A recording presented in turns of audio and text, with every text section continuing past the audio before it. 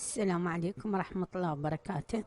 الأساتذة الأفاضل، أبنائنا الطلبة، ورشتنا لهذا اليوم هي النفخة القلبية اللي هو بالإنجليزي المروة ساوند، تقديم الأستاذ الدكتورة حكيمة شاكر حسن من جامعة بغداد، كلية تمريض، فرع تمريض البالغين.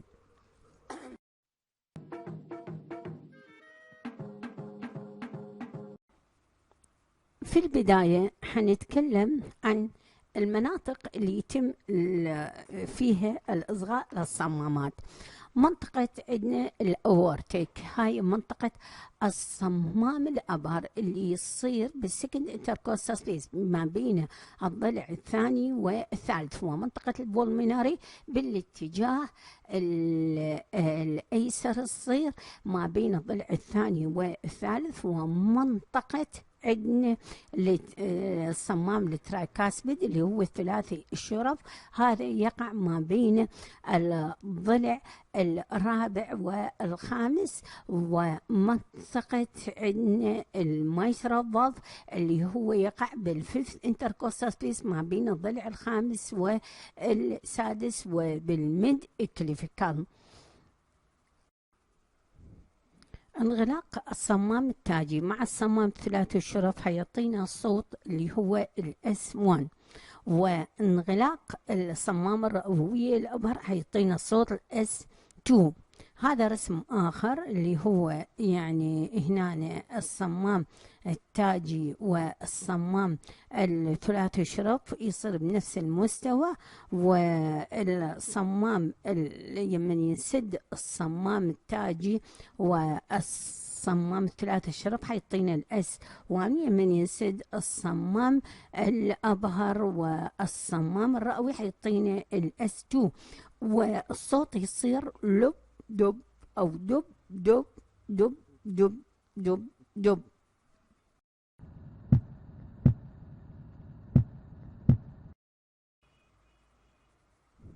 طبعا نفخة المرمرة هو الصوت الذي يطلع لما يمر الدم عبر الصمام لما تكون به الصمام آفة مرضية، ويمكن أن نسميه عند سيستوليك أو دايستوليك، نفخة انقباضية أو انبساطية.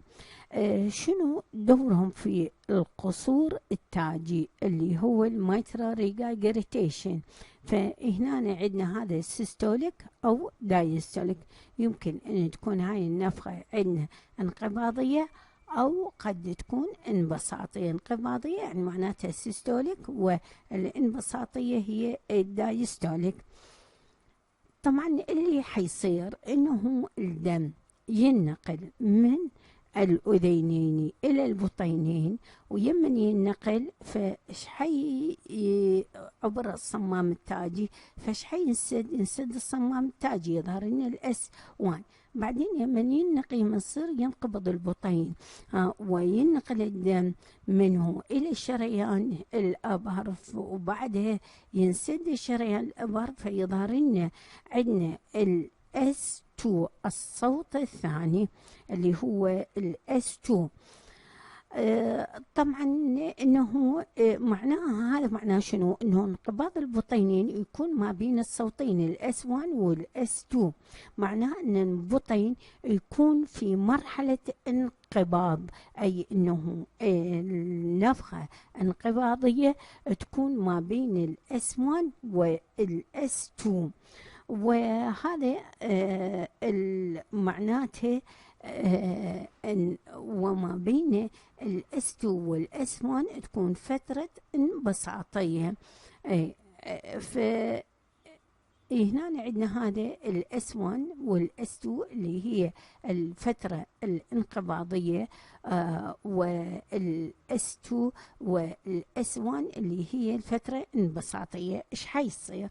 بعد هنا الدم يجي حيمر من الأذين إلى البطين عبر الصمام التاجي، بعدين براها إنه حينسد فيظهر لنا الإس 1، بعدين براها إنه حصير مرحلة الانقباض في البطينين، فمن يصير فينقل الدم للشريان الأبر، بعدين براها الشريان الأبر ينسد فيعطينا الاس 2. فهنا عندنا يمن نطاني عندنا يمن سد الشريان الأبر وظهر الأس 2. فهنا عندنا البطين حيصير في حالة عندنا انبساط، لأنه حينفتح عندنا الصمام التاجي لكي يبدأ بالامتلاء البطين.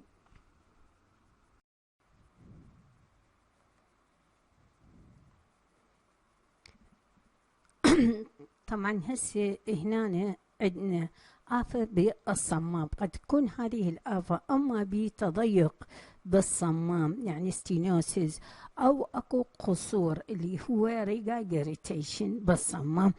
في حالة أنه إذا كان الصمام بتضيق حيغلق بشكل عادي، لكن لمن يفتح حيفتح فتحة صغيرة. وفي حالة القصور في الصمام يكون يفتح بشكل عادي، لكن لما يسد حيبقى مفتوح.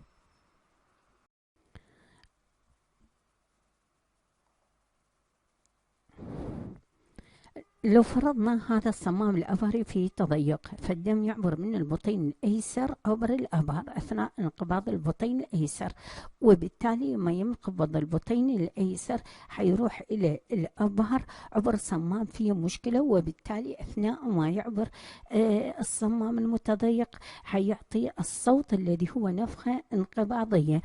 إذا هو ينسد هسه الصمام التاجي فيظهر صوت S1 وينقبض البطين، حيسمع صوت النفخة وش بعدها خلاص ينسد الصمام فيظهر الاس 2. في انسداد الابار اذا حنسمع النفخة ما بين الصوتين الاس 1 والاس 2، دب وش دب. هذا يحدث بالتضيق الابهر، ما يحدث بالتضيق الابهر يحدث بالتضيق الرئوي. قصور الصمام التاجي، هسه احنا نفرض ان هذا الصمام التاجي بخصوص الصمام التاجي ما دا ينغلق، يعني يبقي مفتوحا. المفروض لما ينقبض البطين لازم ينسد الصمام التاجي حتى يندفع الدم ويطلع الى الابهار، لكن هنا بقصور الصمام التاجي ظل بفتحة.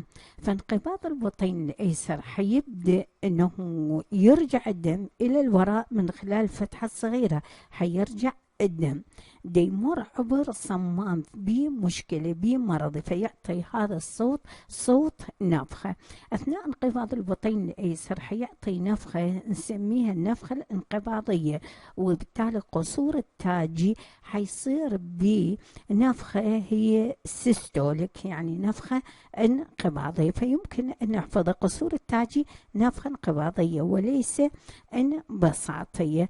قصور التاجي مثل واحد عايش في قصر لكن غير مرتاح.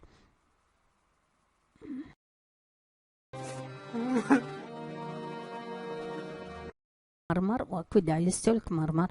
السيستوليك مرمر يمكن ان نسمع في الحالات الطبيعيه والحالات الفيزيولوجيه، في حين الدايستوليك مرمر اذا سمعناها فمعناته القلب بديزيز، هذا الديزيز هو اللي يسوي المرمر في حاله الدايستوليك مرمر. طبعا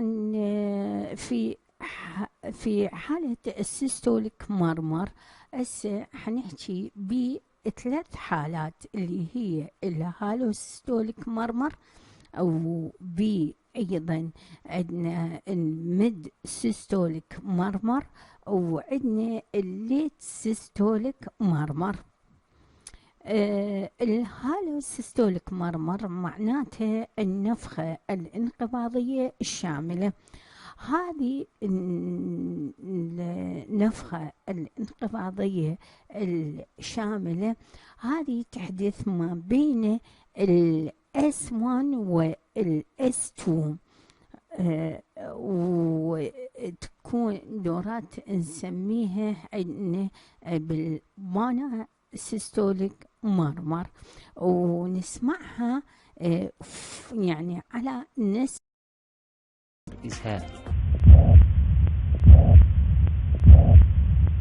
نسق واحد اللي هو هيك نسمعها على نسق واحد. طبعا نسمع الهالوسيستوليك مرمر في حالة الفي اس دي، وفي حالة الام ار، وفي حالة عندنا تي ار. طبعا هاي نفخة شاملة نسمعها بهذني الحالات. عندنا الميد سيستوليك مرمر على سبيل المثال إذا أخذنا الS1 والS2 فإن النفخة الانقباضية حتصير بالميد سيستوليك، وهذه النفخة نسميها عندنا كريشندو ودي كريشندو، معناتها صاعدة، الصوت يكون صاعد ونازل.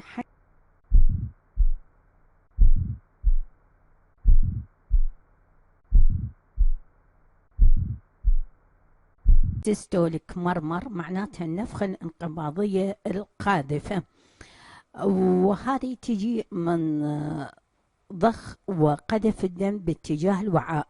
معناه إذا كان سبب النفخة أن الدم يمر من البطين باتجاه الوعاء حيسبب نفخة قاذفة. معناه هذا عندنا هنا عندنا بطين، وهذا عندنا صمام أبهر، هذا الصمام الأبهر بمشكلة بتضيق، فعندنا تضيق في الصمام الأبهر. معناه شنو؟ إن الدم حيمر من البطين عبر الصمام المتضيق، فحيصير أثناءها انقباض البطين، حتصير نفخة انقباضية، وهذا شيء متفق عليه. لكن كلمة قاذفة معناها الدم حيصير باتجاه الوعاء، فتصير نفخة انقباضية قاذفة. إذا كان عندنا قصور بالصمام التاجي حينقبض البطين، راح الدم يروح إلى الأبهر، وبنفس الوقت حيرجع الدم من البطين إلى الأذين عبر الصمام التاجي، لأن الصمام التاجي به مشكلة، فحينطي الصوت يكون يعتبر نوع من بسبب انقباض البطين الأيسر، فهو نفخة انقباضية لكنها غير قاذفة، ليس لأن اتجاه الدم ليس باتجاه الوعاء، وبالتالي لا تصير قاذفة، تكون نفخة انقباضية شاملة وليس قاذفة.